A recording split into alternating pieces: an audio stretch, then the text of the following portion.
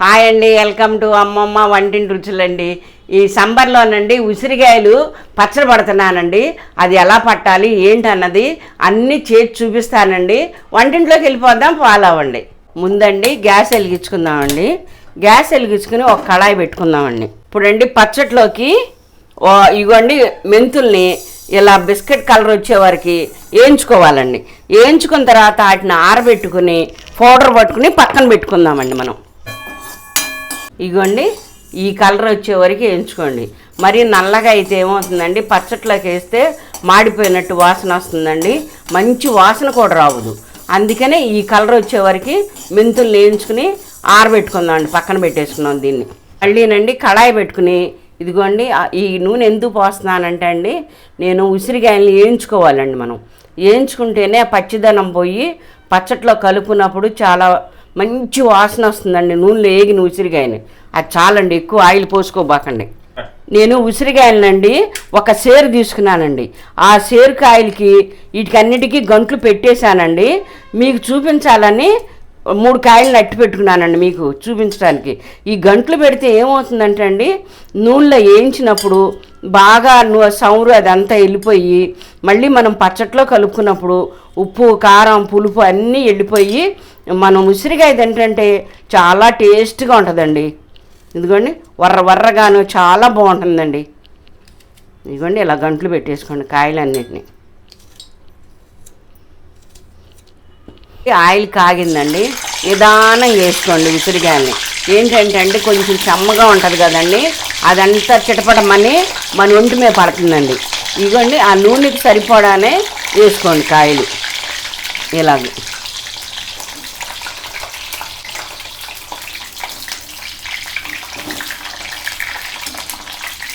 మీరండి ఉసిరికాయలు వేయించుకునేటప్పుడు అండి మీడియంలో పెట్టుకుని ఇలా వేయించుకోండి. వేయించితే ఏమవుతుందంటే అండి లోపల కంట ఏగి మెత్తదనం వస్తుందండి.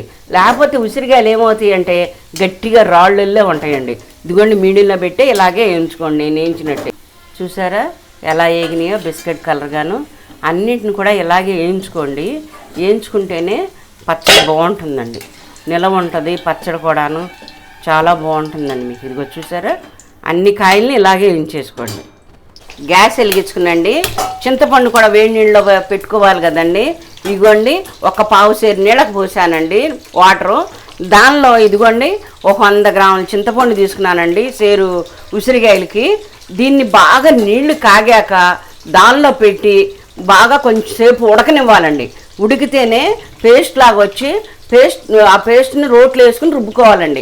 ఆ రుబ్బటం అవన్నీ నేను చూపిస్తానండి ఒక 5 నిమిషాలు ఆగిన తర్వాత. అయిగోండి వాటర్ చూసారా ఎలా కాగినాయో. అట్ట నీళ్లు బాగా కాగాక ఇలా విడదీసుకుని పెట్టుకోండి ముందుగానే. దానిలో చెక్కము గింజలు అన్నీ ఉంటాయి కదండి, అవన్నీ ఏరుకుని పక్కన పెట్టేసుకోండి ముందుగానే. ఇదిగోండి ఇలా తిప్పుకోండి ఒకసారి. తిప్పితే ఏమవుతుందంటే ఆ నీళ్ళన్నీ బాగా చిక్కదనం వచ్చేయాలండి. చింతపండు ఉడికి ఉంటేనే అప్పుడు పచ్చడి బాగా నిలవ ఉంటుందండి సంవత్సరం వరకు. అసలు తింటే ఉంటుందండి పచ్చడి, చాలా బాగుంటుందండి మీకు.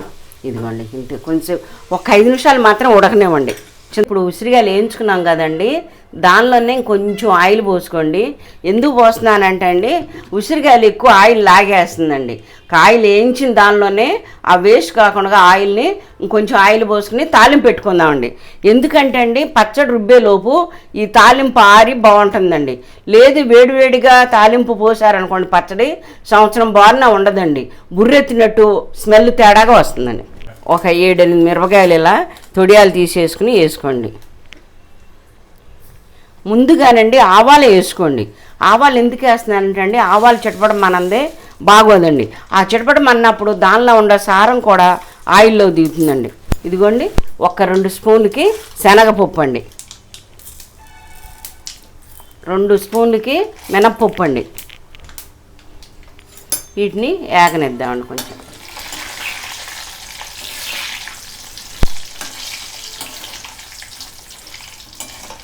ఇదిగోండి ఎల్లుల్లిపాయలు ఏం చేస్తారంటే అండి గబ్బాన్ని 2 ముక్కలుగా కోయండి. ఏమిటి అవుతుందంటే ఏమవుతాయి ఏంటంటే గబ్బాల పళ్ళని వేసారనుకోండి మీరు టపటపమని పేలుతాయండి. అయినా కూడా మనం వేయించినప్పుడు బాగా నూనె పట్టి మనం తినేటప్పుడు కూడా చాలా బాగుంటుందండి. ఇదిగోండి 1 స్పూన్కి పసుపు వేసుకోండి. పసుపు ఎందుకు వేస్తున్నానంటే అండి మంచి కలర్ వస్తుందండి పచ్చడి. ఇదిగోండి 2 రెబ్బలు కరివేపాకు, మా చెట్టుదేనండి అది. ఇదిగోండి ఇలా వేగిన తర్వాత ఇదిగోండి ఈ కలర్ రావాలి పప్పులన్నీ కూడానండి.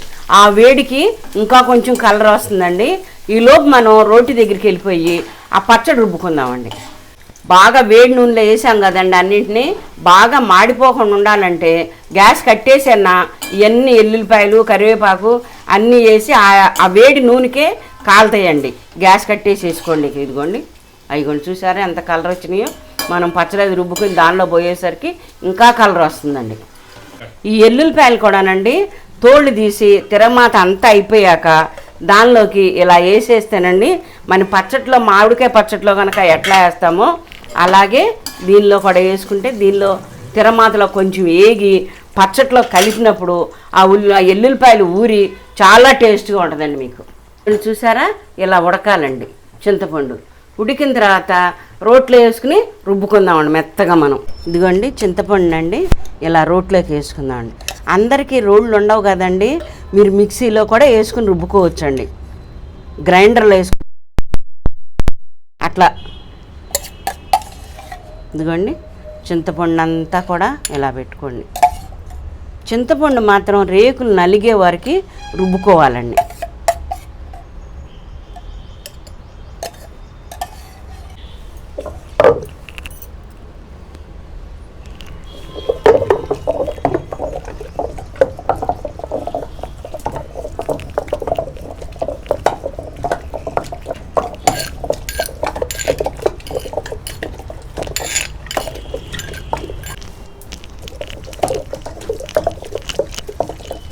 కేజీ ఉసిరికాయలకండి ముందు 3 స్పూన్లే ఉప్పు వేస్తున్నానండి.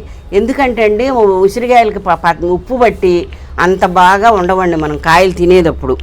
ఇదిగోండి కేజీ ఉసిరికాయలకి ఇదిగోండి ఈ గ్లాస్తో గ్లాసున్నర కారం తీసుకున్నానండి.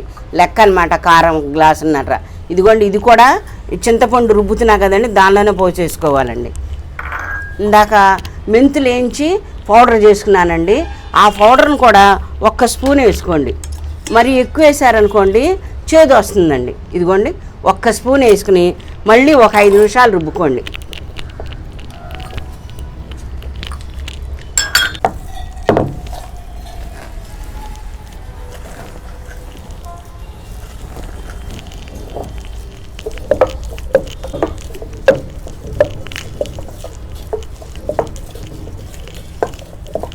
ఇదిగోండి ఈ పచ్చడి అండి గట్టిగా ఉంది కదండి, అందుకని నేను ఏం చేశానంటే అండి 1 గ్లాసు నీళ్లు పోసుకుని బాగా మరగనిచ్చానండి. మరగపోతే ఏమవుతుందంటే అండి పచ్చడి నిలవ ఉండదండి. ఇదిగోండి ఇలా పోసేసుకుని పచ్చడి కొంచెం లూజ్గా ఉండేటట్టుగా రుబ్బుకోవాలండి. ఇదిగోండి ఎల్లుల్లిపాయలని తోలు తీయకుండాను ఇలా పుట్టంతా తీసేసండి, పైన రేకులు ఉంటాయి కదండి అవి తీసేసి ఇదిగోండి పచ్చట్లోకి ఇలా వేసేసుకుని ముందండి కచ్చా పిచ్చాగా బండతో దంచుకోండి. ఏమవుతుందంటే తొందరగా నలుగుతుందండి మనం పచ్చడి రుబ్బేటప్పుడు. అందుకని ముందు బండతో ఇలా తొక్కోండి. పచ్చడి మొత్తానికండి 100 గ్రాములు తీసుకున్నానండి ఎల్లుల్లిపాయలు. ఇదిగోండి ఇలా తొక్కుకున్నాక ఒక 5 నిమిషాలు రుబ్బుకోండి. ఏమవుతుందంటే పచ్చడిలో బాగా నలిగి తొక్కులుగా కనిపించకుండా ఉంటుందండి మీకు పచ్చడి. ఇదిగోండి ఇలా రుబ్బేసుకోండి మెత్తగా. మీరు దీంట్లో కండి మెత్తనుప్పు అనే కాదండి కళ్ళుప్పు పోతేనే చాలా బాగుంటుందండి. ఇప్పుడు నాకు అది ఇంట్లో అందుబాటులో లేదు కాబట్టి మెత్తనుప్పు వేసే రుబ్బుకుంటున్నానండి పచ్చడి. ఇక నల్ల కళ్ళుప్పు అయితేనే అన్ని పచ్చళ్ళలోకి టేస్ట్ బాగుంటుందండి. దీనికన్నా ఉసిరికాయలతోనండి ఎన్ని వెరైటీస్ చేసుకోవచ్చానండి. తొక్కుడు పచ్చడి పట్టుకోవచ్చు, జామ్ చేసుకోవచ్చు, మళ్ళీ ముక్కలుగా కట్ చేసుకుని ఆవకాయ పచ్చడిలాగా వేసుకోవచ్చండి. చాలా రకాలు ఉన్నాయండి. మీకు ఏదైనా కావాలంటే నాకు కామెంట్ చేయండి, నేను అన్నీ చేసి మీకు చూపిస్తా. ఇదిగోండి చూసారా ఎలా జిగురు వస్తుందో. ఇలా జిగురు వచ్చిన దాకా రుబ్బుకుంటేనేనండి పచ్చడి నిలవ ఉంటుందండి. అంత జామ్ లాగా ఉండి చాలా బాగుంటుందండి. మీరు మిక్సీలో కానీ గ్రైండర్లో రుబ్బినా కూడా ఎక్కువ టైం రుబ్బుకోండి కొంచెం. ఇదిగోండి మరీ పలచన కాదండి, మరీ గట్టిగా కాదండి. ఇక తీసేసుకుందామండి. ఇందాక మనం వేయించుకున్నాం కదండి ఉసిరికాయల్ని, ఆ దాంట్లోకి తీసేసుకుందాం. ఇదిగోండి పచ్చడి అండి. ఈ పచ్చడిని తీసేసి మొత్తమును దీంట్లో అన్నం వేసుకుని కలుపుకుని తింటే ఉంటుందండి టేస్ట్. పచ్చడి అంటే పచ్చడి కాదండి, అన్నం కూడా అందరం కూర్చుని మేము వెనకడ కాలంలో తలా ముద్ద అన్నం తింటే దాని టేస్ట్ అంతా ఆ అన్నంలోనే తెలుస్తుందండి మనకి.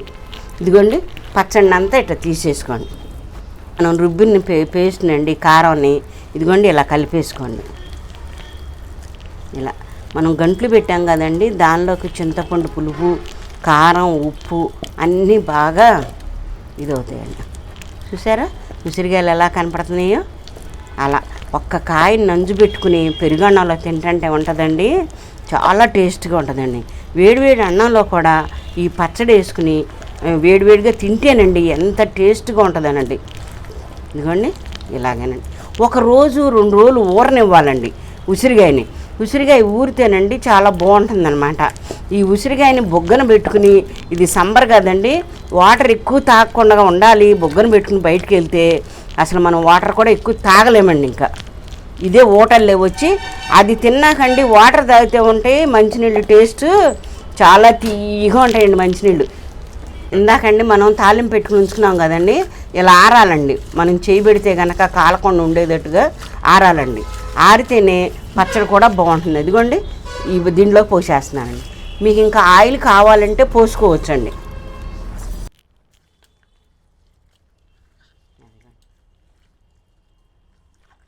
మీకు ఆయిల్ కనుక చాలా పోయిందనుకోండి ఆ పచ్చట్లోకి, ఒక ఆయిల్ మాత్రం కాసే పోసుకోండి, పచ్చిది మాత్రం పోసుకోబాకండి. ఆ టేస్ట్ కూడా బాగోదండి మీకు పచ్చిది పోసుకుంటే. చూసారా ఎంత బాగుందో ఈ పచ్చడినండి. నేను పట్టినట్టుగా మీరు కూడా పట్టి ఇంట్లో టేస్ట్ ఎలా ఉంది ఏంటి అన్నది చూసి చెప్తే, ఇదిగోండి నేను టేస్ట్ చేస్తున్నా చూడండి. అబ్బా ఎంత బాగుందోనండి. మీరు కూడా వెంటనే చేసుకుని అది టేస్ట్ చేసి కామెంట్ చేస్తేనే కదండి నాకు తెలిసేది మీకు ఏమేం కావాలో, ఏం పచ్చళ్ళు కావాలో అన్ని రకాలు నేను చూపిస్తాను. నా నూరు ఊరిపోతుందండి తిన్నాక కూడా ఇంకా ఇంకా తినాలని. అందుకనే మీరు కూడానండి వెంటనే పట్టుకుని నాకు కామెంట్ చేయండి. నా వీడియోని అందరూ షేర్ చేసుకోండి, లైక్స్ కొట్టండి. నా ఛానల్ చూడని వాళ్ళు, కొత్తగా చూసేవాళ్ళు ఉంటే సబ్స్క్రైబ్ మాత్రం మర్చిపోబాకండి.